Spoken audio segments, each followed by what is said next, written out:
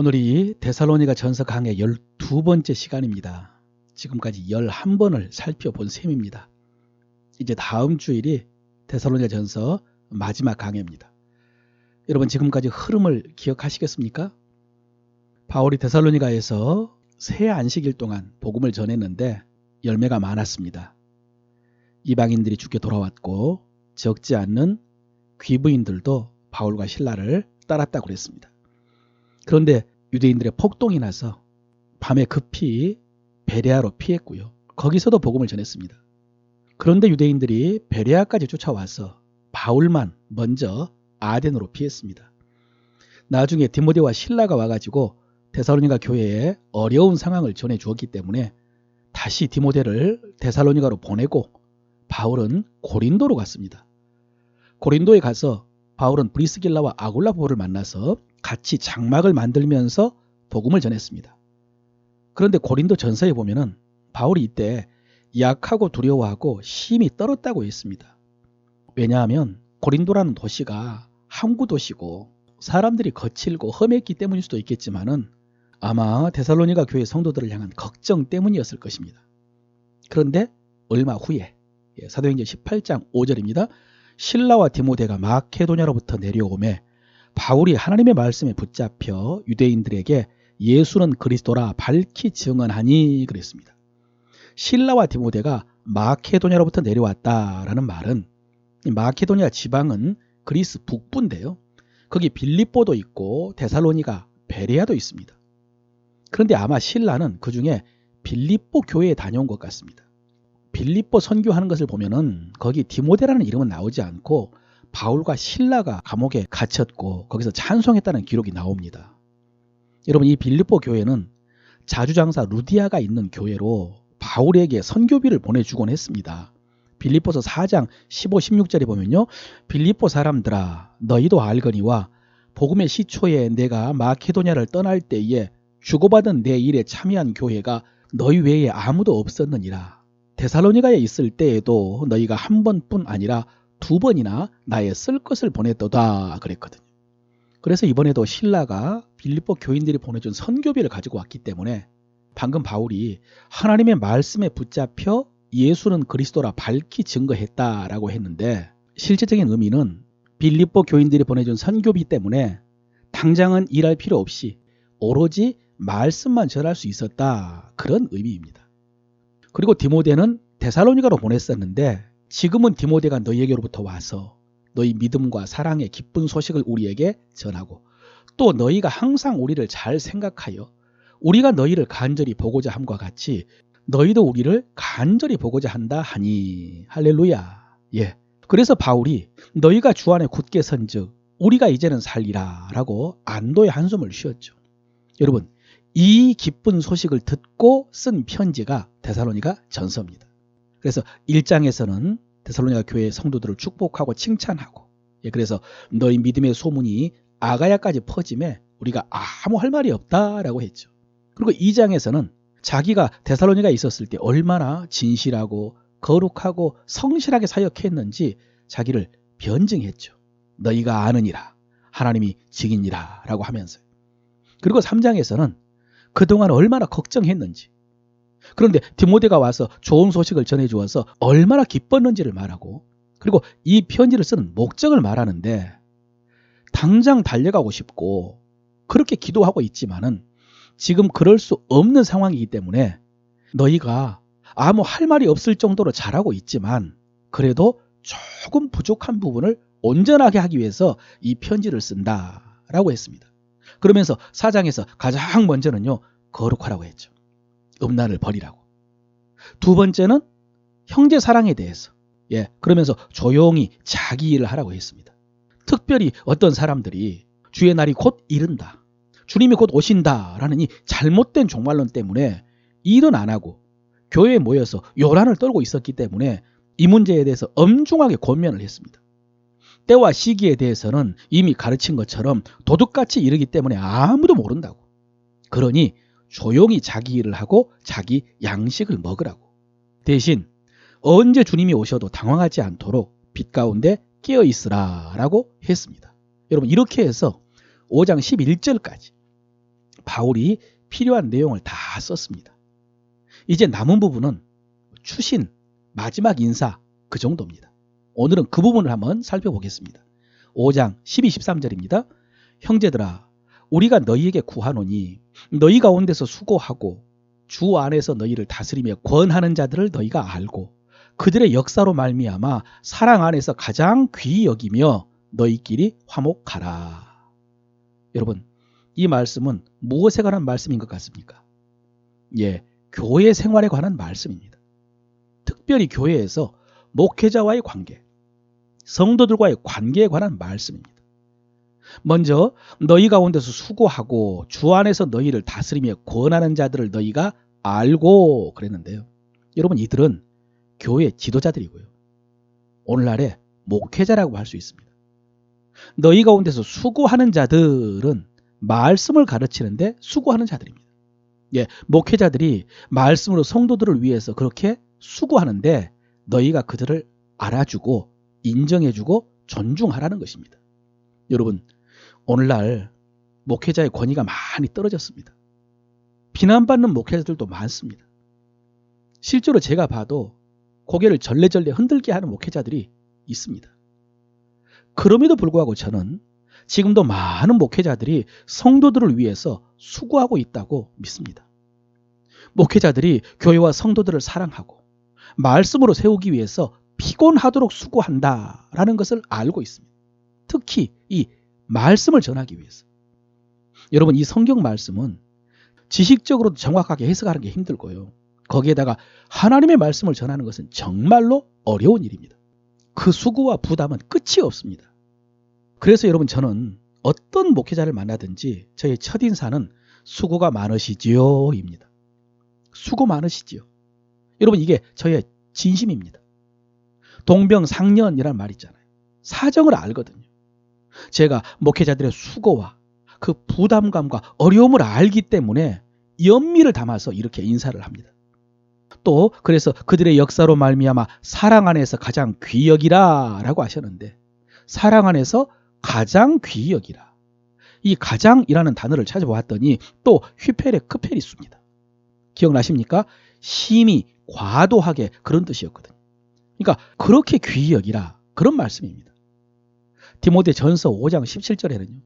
잘 다스리는 장로들은 배나 존경할 자로 알되 말씀과 가르침에 수고하는 이들에게 더욱 그리할 것이라 그랬습니다. 여기서도 배나 존경하라고 했고요.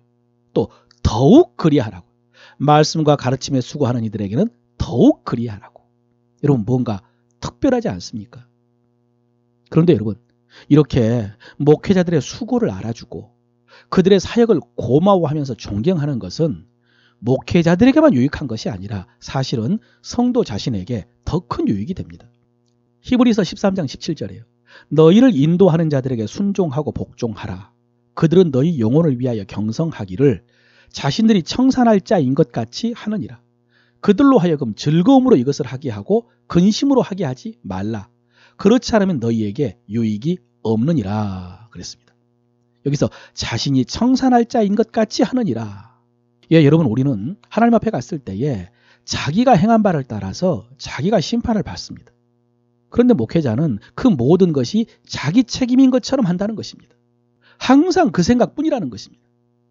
여러분, 실제로 저도요, 제가 가장 바라는 거 말씀드렸죠. 여러분이 한 사람도 빠짐없이 구원받아 천국 가는 것이라고 했죠. 그런데 그냥 겨우 천국만 가는 것이 아니라 천국 가서 상 받기를 바라고요. 천국에서뿐만 아니라 이 땅에서도 평안하고 형통하고 풍성하게 살기를 바라는데, 그런데 그 모든 것이 여러분에게 달린 것이 아니라 저에게 달려있다고 저는 믿습니다. 그런 것들은 여러분의 노력 이전에 제가 전하는 말씀에 달려있기 때문입니다. 그래서 여러분, 제가 말씀을 잘못 전하면 여러분을 천국이 아니라 지옥으로도 인도할 수 있고요.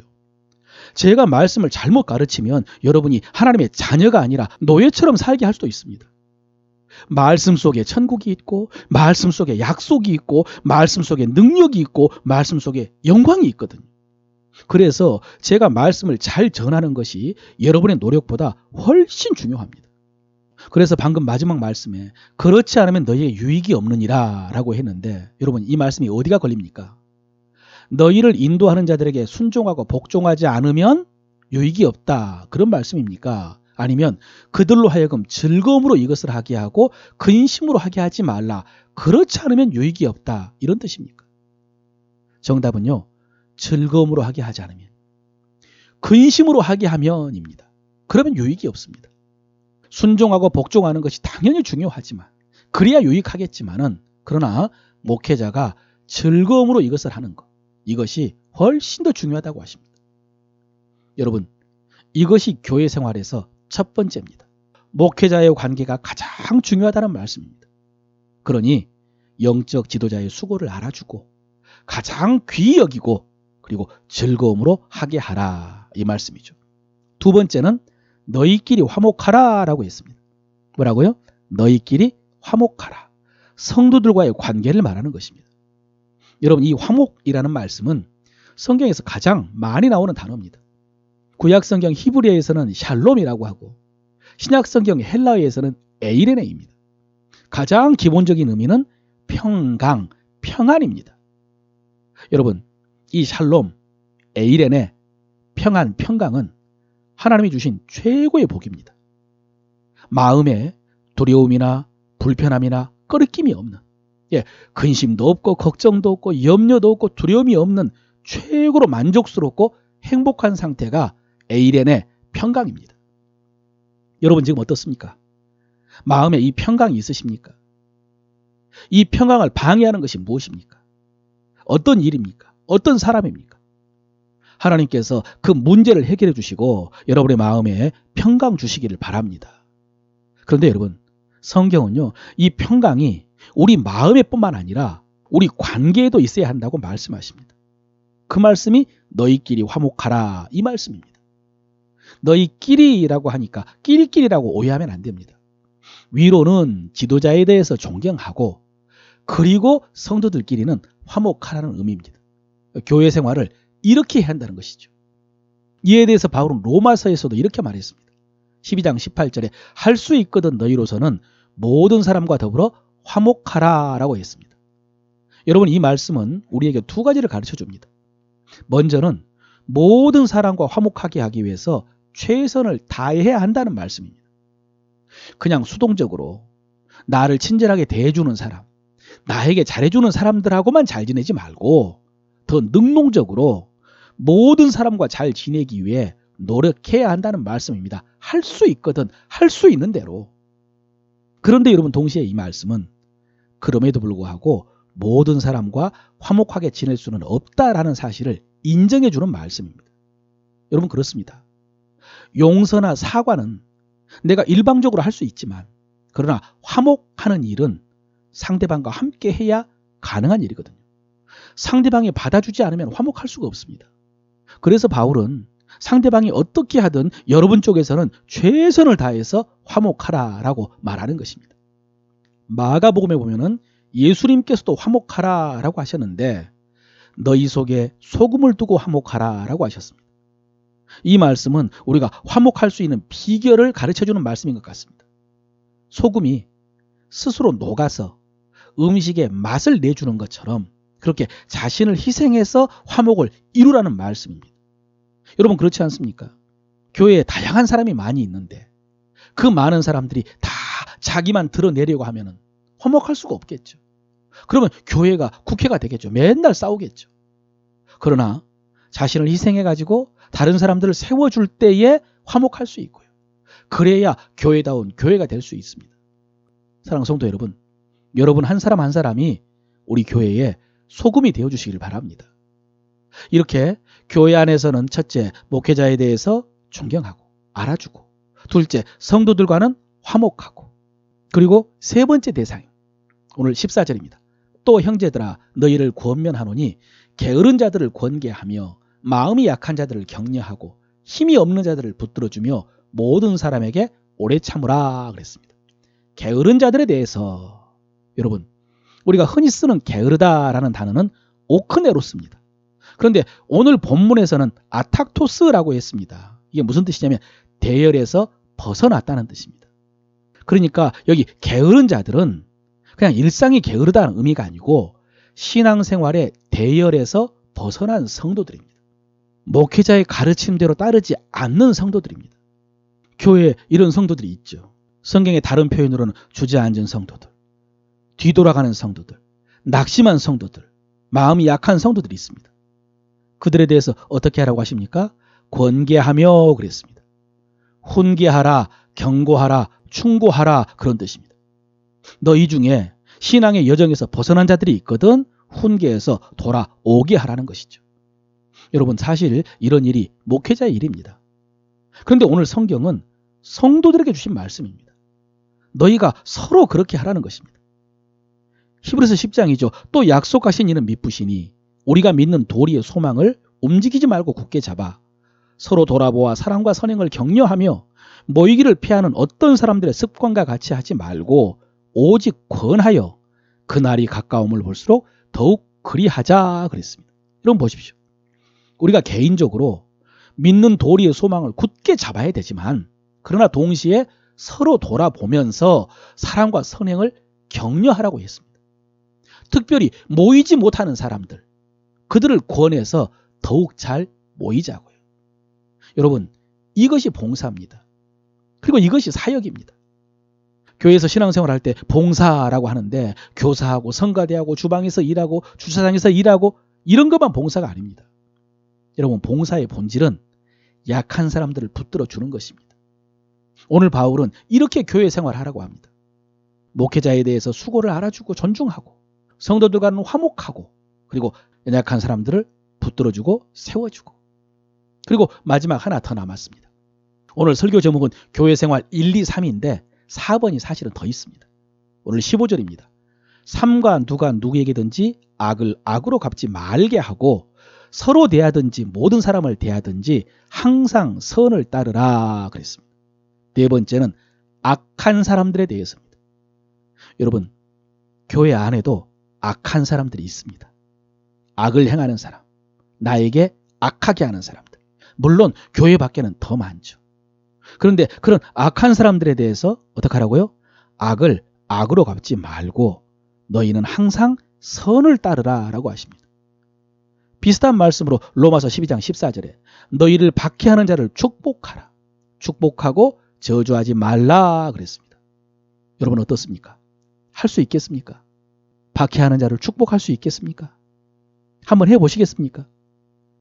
여러분 사실 이 말씀에는 그 이유가 자세히 나오지 않습니다. 왜 그래야 되는지, 왜 악을 악으로 갚으면 안 되는지, 왜 우리가 박해하는 자를 축복해야 되는지 이유가 없습니다. 그럼에도 불구하고 우리가 하나님을 믿기 때문에 이 말씀에 순종해야 되는데, 그런데 이런 말씀은 사실 저도 순종하기가 쉽지 않고요. 여러분에게 설교하기는 더 어렵습니다. 그래서 다른 데 말씀을 찾아봤더니 다행히 산상수훈에 예수님의 말씀이 있었습니다. 누가복음 6장에 보면요. 너희를 저주하는 자를 위하여 축복하며 너희를 모욕하는 자를 위하여 기도하라 라고 하면서 오직 너희는 원수를 사랑하고 선대하며 아무것도 바라지 말고 꾸어주라. 그리하면 너희 상이 클 것이요 그랬습니다. 여러분 그렇습니다. 너희 상이 클 것이라고 하십니다. 상을 주십니다. 우리가 박해하는 자를 축복할 때에 하나님 우리에게 상을 주십니다. 그래서 하나님께서 우리에게 원수를 사랑하고 축복하라 라고 하신 것은 그 원수 잘 되게 하려고, 우리는 손해보게 하려고 그렇게 말씀하신 것이 아니고 우리에게 상 주시려고 그렇게 하신 것입니다. 그런데 여러분 상이라고 하니까 막연합니까? 시시합니까? 베드로전서 3장 9절입니다. 악을 악으로 욕을 욕으로 갚지 말고 도리어 복을 빌라. 이를 위하여 너희가 부르심을 받았으니 이는 복을 이어받게 하려 하심이라. 예, 왜 이렇게 하라고요? 복을 이어받게 하려고, 복을 상속받게 하려고 이렇게 하라고 하십니다. 그렇습니다, 여러분. 악한 사람에게 악을 갚지 않고 항상 선을 따르고 우리를 핍박하는 사람들을 축복하는 것 결코 쉽지 않지만 이것이 하나님께서 우리에게 복 주시는 방법입니다. 설교를 마무리합니다. 여러분 처음에 말씀드린 것처럼 그동안 바울이 걱정했던 데살로니가 교회 문제는 거의 다 해결되었습니다. 혼란 가운데서도 잘 견디고 있었고 바울에 대한 오해도 풀렸고 바울을 여전히 존경하고 있었습니다. 그리고 몇 가지 남은 문제에 대해서 또 그들의 질문에 대해서 앞부분에 다 썼습니다. 오늘 본문은 편지를 쓴 김에 끝내기 전에 이제 일반적인 교훈 몇 가지를 덧붙인 것입니다. 그런데 여러분, 그래서 어쩌면 이 말씀들이 더 중요한 말씀일 수가 있습니다. 왜냐하면 앞부분은 문제가 생겨서 그 문제를 해결하기 위해서 쓴 말씀이고 지금부터는 문제와 상관없이 중요하기 때문에 덧붙인 말씀이기 때문입니다. 그래서 다음 주에 보면요, 항상 기뻐하라, 쉬지 말고 기도하라, 범사에 감사하라, 이런 말씀이 나옵니다. 이렇게 중요한 일반적인 교훈의 첫 번째가 오늘 교회 생활에 관한 말씀입니다. 교회 생활이 중요하다는 것이죠. 그리고 교회 생활에서 중요한 것이 뭡니까? 인간관계라는 것입니다. 목회자의 관계, 성도들과의 관계입니다. 물론 하나님과의 관계가 가장 중요하죠. 근데 여러분, 인간관계도 똑같이 중요합니다. 너희가 서로 사랑하라 라고 하신 새 계명과 같은 말씀입니다. 사랑하는 성도 여러분, 지난 주일 설교에서도 말씀드렸고 오늘 주보 우리의 양식에도 쓴 것처럼 사랑하는 법을 배우시길 바랍니다. 교회 안에서 인간관계에 성숙하시길 바랍니다. 성도들 외면하지 마시고요. 무관심하지 마시고요. 피하지 마십시오.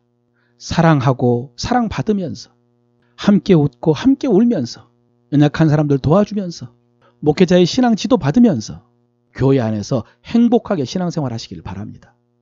여러분, 우리가 이렇게 서로 사랑하면서 행복하게 신앙생활 하는 것이 우리 하나님의 기쁨입니다.